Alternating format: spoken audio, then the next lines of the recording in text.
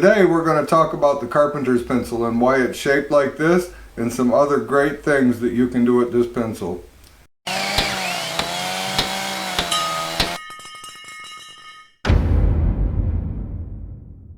Hi everybody, I'm Jim Dirdorf and this is Detroit DIY. Let's get started. All Carpenter's pencils are made basically the same.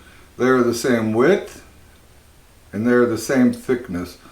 Pretty close to it. They're usually 19/32 of an inch wide and they're usually really close to 1/4 of an inch thick, which makes them handy to use as spacers. Let's take a closer look. By knowing the dimensions of the pencil, you can use them for spacers, per se for deck boards, to get that perfect spacing on every board. You can come through and fit the pencils in or fit a pair of pencils in and get that perfect gap that you need for your decking boards. Of course, the gap in a decking board is going to be different if the board is wet as opposed to when the wood is dry. So a wet board is going to need to be spaced up a lot closer than 1/4 of an inch. The other nice thing about the shape of the pencil is that it makes it really easy to pick up, hold on to, and to use. Even wearing gloves, they're easy to use, they're easy to maneuver and manipulate and get them to do what you want them to do. Let's talk about the points. Typically, if you were to pick up a 10-pack of pencils like this, I got these at Lowe's, they're going to come with 10 pencils, but they're also going to come with a sharpener. Let's take a closer look at this sharpener and see it in action. The end of the pencil sharpener looks like this in order to accept the pencil because of its odd shape. Once it's in there, the entire assembly just rotates and you start sharpening the pencil. Just like that. And what it'll do is bring it to a point exactly like this, a very fine point. Let's take a closer look at what you might use this fine point for. This fine point would be really good if you're going to do a cutoff and you need a precise, nice, crisp line. Don't make fun of my speed square here. I got enough grief over this one day when I took it to the job and I was called Builder Bob all day long. My metal one is on the job site, so this is what we have. But as you can see, that leaves a very fine line, easy to see, and very easy to follow and cut. In comparison to a number 2 pencil, you can get basically the same line.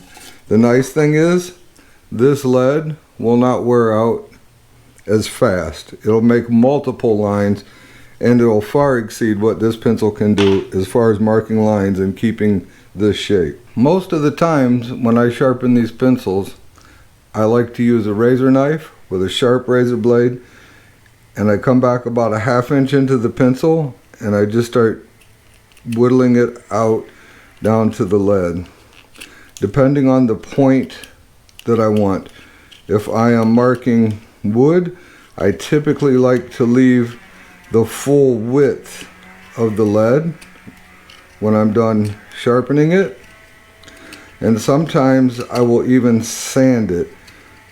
So I'd want to expose about that much of the lead, and I'm going to do the same thing on the other side.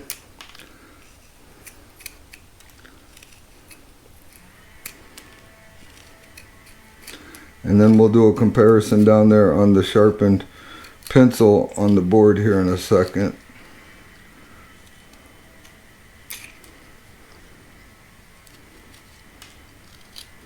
And then I'm just going to whittle away at the sides.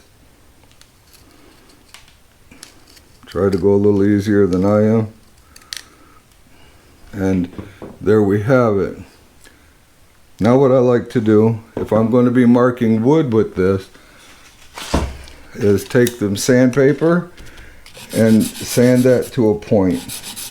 Only takes a second, press very lightly. You will get that to a very fine point.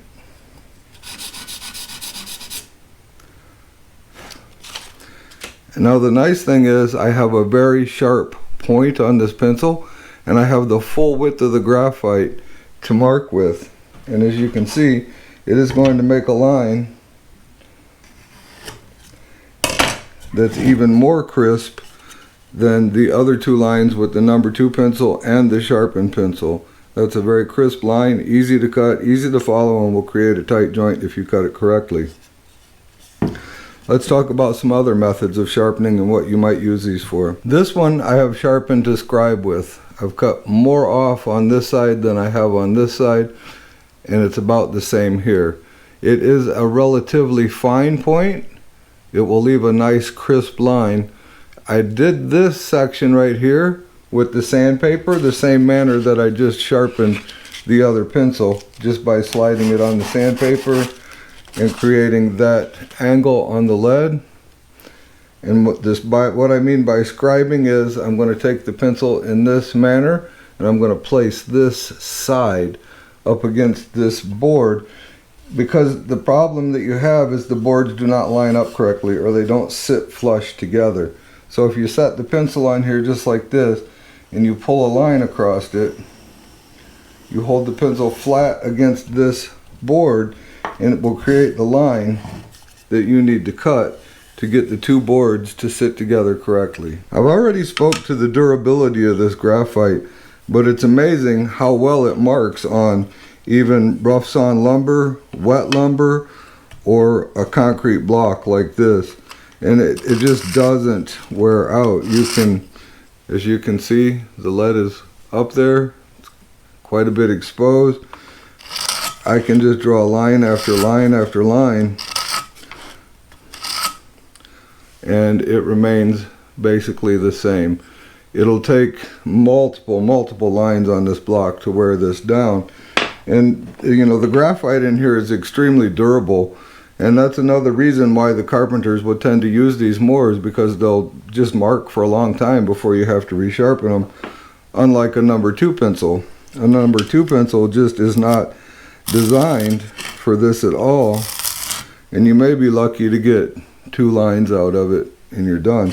It marks it fairly well for those 2 lines, and you can see it's equivalent to the other pencil. You're just going to be sharpening this all the time as opposed to this right here. Alright, so there's several reasons why you would want to use a carpenter's pencil.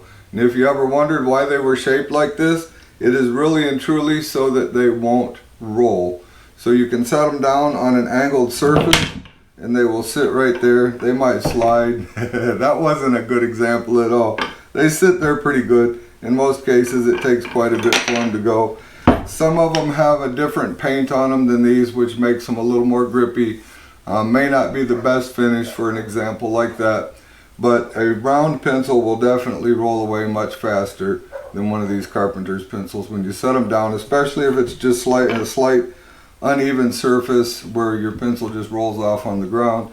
These will sit there. If you'd like to get an amazing shirt like this, I've put a link down in the description to our store. You can get t-shirts, sweatshirts, hats, all kinds of cool stuff. I'd greatly appreciate it if you would take a look. If you haven't subscribed yet, I'd also greatly appreciate it if you would consider doing so.